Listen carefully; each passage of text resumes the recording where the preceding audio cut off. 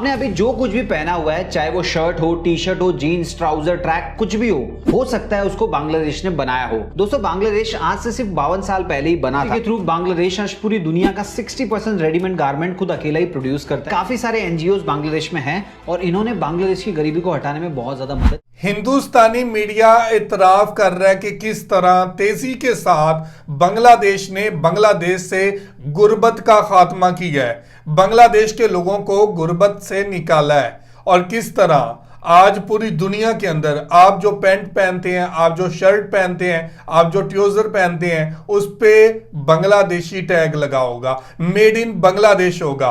आज दुनिया के हर कोने की बात करें तो बांग्लादेश की गारमेंट दुनिया के बड़े बड़े ममालिक में पहुंच चुकी है, दुनिया के हर कोने में पहुंच चुकी है और बांग्लादेश के अंदर बनने वाली चीजें आज दुनिया के कोने कोने में मौजूद है। मैं आपको एक चीज दिखाता हूं, आपको यकीन आना चाहिए कि ये पाकिस्तान है और पाकिस्तान के अंदर टैग देखें, यहां से आपको पता चल रहा होगा कि ये जो कैप है ये बांग्लादेश में सैंपल हुई है, बांग्लादेश में बनी है और ये पाकिस्तान में मौजूद है।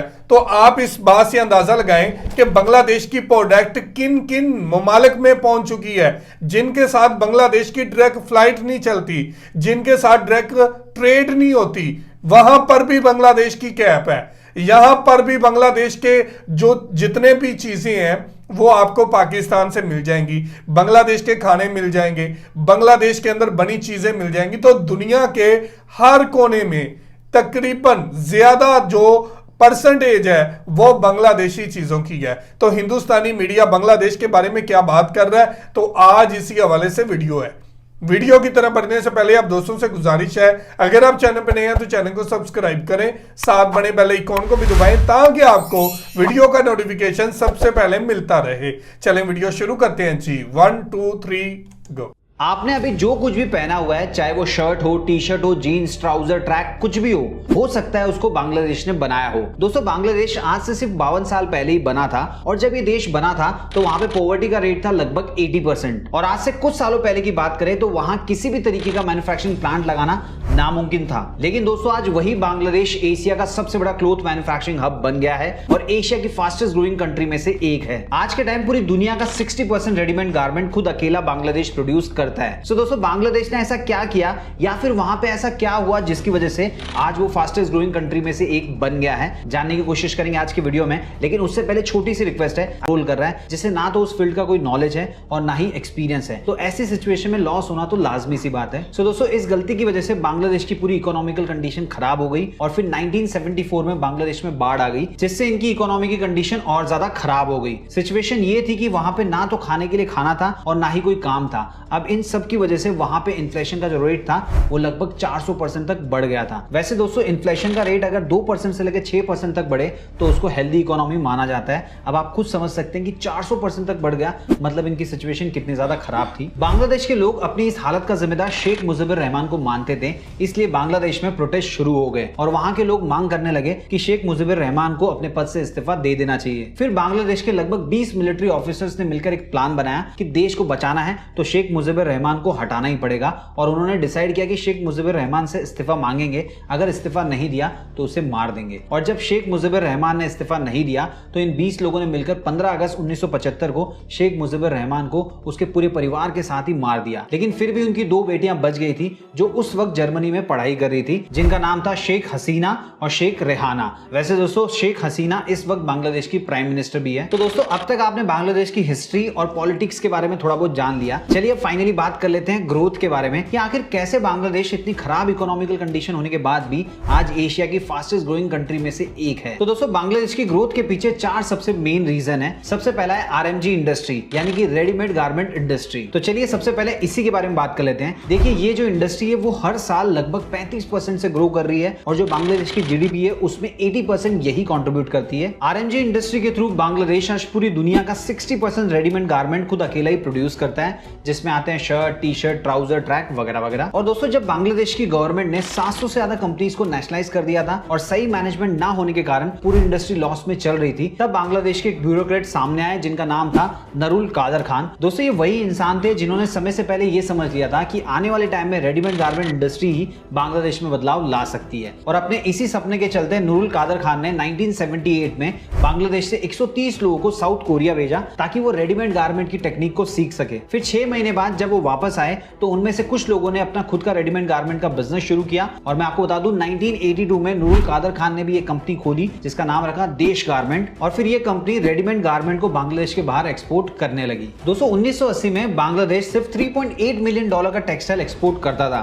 वहीं 2007 आते आते ये नंबर $10.6 बिलियन तक पहुंच गया। तो दोस्तों देखा आपने कैसे इस इंडस्ट्री ने बांग्लादेश की इकोनॉमी को इतना ज्यादा बूस्ट किया, और ये सब मुमकिन हो पाया तो सिर्फ और सिर्फ बांग्लादेश के आम लोगों के कारण। क्योंकि दोस्तों किसी भी देश की गवर्नमेंट किसी भी इंडस्ट्री को आगे नहीं बढ़ा सकती, वहां के लोगों का सपोर्ट होना बहुत ज्यादा जरूरी होता है, जैसा कि बांग्लादेश के लोगों ने भी किया। और एक और बेनिफिट इस इंडस्ट्री को इसलिए भी मिला क्योंकि यहाँ के लोग बहुत ही कम पैसे में काम करते हैं। अब दोस्तों अगर आप में से किसी के मन में ये डाउट आ रहा है कि बांग्लादेश इतना माल बनाकर एक्सपोर्ट कहां करता है और वो कौन से देश है जहां पे इनका रेडीमेड गारमेंट खरीदा जाता है, सो दोस्तों मैं आपको बता दूं इनका माल सबसे ज्यादा बिकता है यूएसए में और उसके बाद में यूरोपियन कंट्रीज में। ये बांग्लादेश का लगभग 80% रेडीमेड गारमेंट खरीदते हैं। अब बांग्लादेश का विजन ये है कि आरएमजी इंडस्ट्री का एक्सपोर्ट 2025 तक लगभग $100 बिलियन तक ले जाना है। वैसे ये नंबर बहुत बड़ा है, लेकिन जिस हिसाब से उनकी इंडस्ट्री ग्रो कर रही है ये टारगेट टच करना कोई बहुत बड़ी बात नहीं है। चलिए दोस्तों बात कर लेते हैं दूसरे रीजन के बारे में, और वो है फॉरेन वर्कर्स। देखिए दोस्तों दुनिया भर में सबसे सस्ते लेबर सिर्फ बांग्लादेश में ही मिलते हैं, और जब भी किसी कंट्री को लेबर रिलेटेड काम करवाना होता है तो वो सबसे पहले बांग्लादेश की तरफ ही देखते हैं। बांग्लादेश के लोग गल्फ कंट्रीज जैसे कि दुबई, कुवैत, ओमान ये सब जगह पे जाके काम करना काफी पसंद करते हैं, क्योंकि इन कंट्रीज का जो पैसा है वो बांग्लादेश में आके बहुत ज्यादा बढ़ जाता है। फॉर एग्जाम्पल दुबई का 1 दिरहम बांग्लादेश का 25 से 30 बांग्लादेशी टका है। तो दोस्तों जब बांग्लादेश के लोग बाहर के देशों में रह के काम करने लगे और जो फॉरेन करेंसी थी उसको अपने देश में भेजने लगे,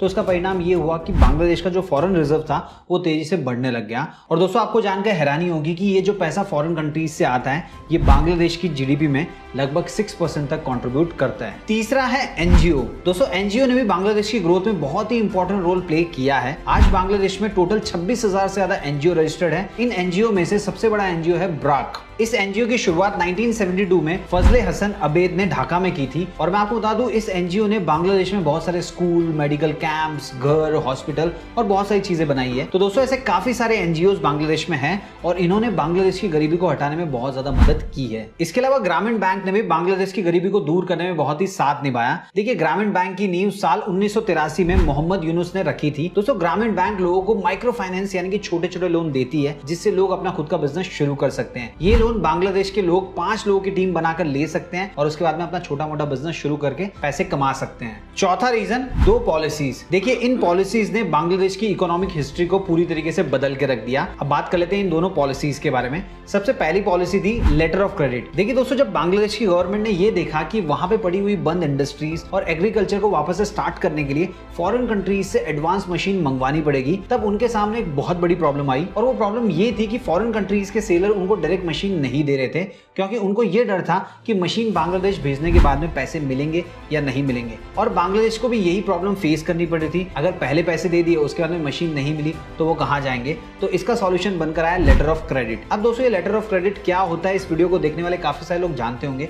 जो लोग नहीं जानते उनके लिए मैं शॉर्ट में बता देता हूं। मान लीजिए बांग्लादेश के किसी बायर को $1 लाख की मशीन यूएसए के किसी सेलर से खरीदनी है, तो सबसे पहले बायर अपने बैंक को रिक्वेस्ट करेगा लेटर ऑफ क्रेडिट के लिए। फिर बायर का बैंक, जिसे हम ओपनिंग बैंक भी कह सकते हैं, लेटर ऑफ क्रेडिट इशू करेगा और आगे एडवाइजिंग बैंक को भेज देगा। अब ये जो एडवाइजिंग बैंक है वो बायर की ऑथेंटिसिटी चेक करेगा, जैसे नेम क्या है, प्रोडक्ट का नाम क्या है, प्रोडक्ट का वेट क्या है, वगैरह वगैरह। और ये सब कुछ चेक करने के बाद में एडवाइजिंग बैंक ये लेटर सेलर के पास भेज देगा, जिससे सेलर को ये पक्का हो जाएगा कि मशीन लेने वाला एक जेन्युइन पर्सन है। उसके बाद में सेलर मशीन को बांग्लादेश में भेज देगा। मशीन भेजने के बाद में सेलर को बिल ऑफ लेडिंग मिलेगा। मैं आपको बता दूं जब भी कोई अपने देश से बाहर के देश में एक्सपोर्ट करता है तो उसे बिल ऑफ लेडिंग मिलता है। और अब सेलर ये बिल ऑफ लेडिंग लेकर निगोशिएटिंग बैंक में जाएगा। ये निगोशिएटिंग बैंक और एडवाइजिंग बैंक दोनों सेम भी हो सकते हैं। फिर वो निगोशिएटिंग बैंक सेलर के सारे शिपिंग डॉक्यूमेंट्स को चेक करेगा, इंक्लूडिंग बिल ऑफ लेडिंग, जिससे ये पता चल जाएगा कि जो मशीन बांग्लादेश भेजी गई है वो सही है या फिर नहीं। जब इस निगोशिएटिंग बैंक को सब डॉक्यूमेंट एक्यूरेट लगते हैं तब ये बैंक सेलर को लेटर ऑफ क्रेडिट के अकॉर्डिंग पेमेंट कर देती है। फिर ये एडवाइजिंग बैंक के सारे डॉक्यूमेंट ओपनिंग बैंक में भेज दिए जाते हैं और पेमेंट की डिमांड की जाती है। और फिर ओपनिंग बैंक सभी डॉक्यूमेंट्स बायर को भेजता है और फिर पूछता है कि जो प्रोडक्ट उसने मंगाया था वो उसे एज इट इज मिला है या नहीं मिला है। एक बार बायर ने अपना अप्रूवल दे दिया तो फिर ओपनिंग बैंक मशीन के पेमेंट की डिमांड करता है और जैसे ही बायर पेमेंट कर देता है, ओपनिंग बैंक वो पेमेंट एडवाइजिंग बैंक को दे देता है। आई होप दोस्तों आप समझ गए होंगे लेटर ऑफ क्रेडिट क्या होता है। तो इस चीज का बांग्लादेश के जो बिजनेसमैन थे उनको बहुत ज्यादा फायदा हुआ। दूसरी पॉलिसी है ड्यूटी ड्रॉबैक सिस्टम। देखिए ये पॉलिसी लाने से बांग्लादेश के जो बिजनेसमैन थे उनको काफी ज्यादा फायदा हुआ। अब फायदा कैसे हुआ चलिए वो मैं आपको बता देता हूँ। देखिए बांग्लादेश के बिजनेसमैन जो भी रॉ मटेरियल बाहर से इंपोर्ट करते थे तो उनके ऊपर उनको जो भी टैक्स पे करना पड़ता था वो उन्हें वापस कर दिया जाता था। लेकिन इस पॉलिसी का फायदा सिर्फ वही लोग उठा पाते थे जो लोग बाहर से रॉ मटेरियल मंगाकर बांग्लादेश में उस रॉ मटेरियल को प्रोसेस करके कोई प्रोडक्ट बनाकर फिर से बाहर के देश में एक्सपोर्ट करें। तो जो भी बिजनेसमैन ऐसा करते थे उनको उनका टैक्स वापस मिल जाता था। अब दोस्तों ऐसा नहीं है कि बांग्लादेश की गवर्नमेंट पूरा 100% टैक्स वापस कर देती है, वो मैक्सिमम 98% ही टैक्स वापस करती है। अब दोस्तों इससे बांग्लादेश को दो फायदे हुए। सबसे पहला टैक्स रिडक्शन, जिससे वहां के जो बिजनेसमैन थे उनको अपने बिजनेस को बढ़ाने में काफी ज्यादा आसानी होने लग गई। तो जी व्यूअर्स ये थी आज की वीडियो और आपने देखा कि दुनिया के बड़े बड़े ममालिक से लेकर दुनिया के छोटे छोटे ममालिक तक बांग्लादेश की प्रोडक्ट पहुंच चुकी है। बांग्लादेश की गारमेंट्स के कपड़े पहुंच चुके हैं, ट्राउजर, शर्ट और किसी भी चीज की बात करें तो बांग्लादेश के अंदर इस टाइम पे देखें तो दुनिया का हब बनता जा रहा है बिजनेस के हवाले से। और आज दूसरे ममालिक जिसमें चीन, भारत और ऐसे कई ममालिक हैं जो बांग्लादेश को जो टैग मिला हुआ है कि ये दुनिया के किन किन ममालिक में, दुनिया के तरक्की याफ्ता ममालिक में, दुनिया के पसमानदा ममालिक में अपनी चीजें बेच सकता है और बगैर किसी टैक्स दिए, बगैर किसी ट्रेड टैक्स के। तो आज वो फायदा भारत भी उठा रहा है, चीन भी उठा रहा है और बांग्लादेश तो मैन्युफैक्चरिंग कर रहा है। बांग्लादेश अपना नाम बना चुका है और दुनिया के अंदर तकरीबन ज्यादा परसेंटेज में देखा जाए तो मेड इन बांग्लादेश चीजें आपको देखने को मिलेंगी। ट्राउजर, शर्ट या किसी भी गारमेंट्स की चीज में ले लें। तो ये थी आज की वीडियो। आप इस वीडियो के बारे में क्या कहना चाहते हैं जरूर कमेंट करके हमें बताइएगा। और आप किस ब्रांड की चीजें पहनते हैं, गारमेंट्स के कपड़े किस ब्रांड के पहनते हैं, तो जरूर कमेंट करके हमें बताइएगा। बहुत शुक्रिया।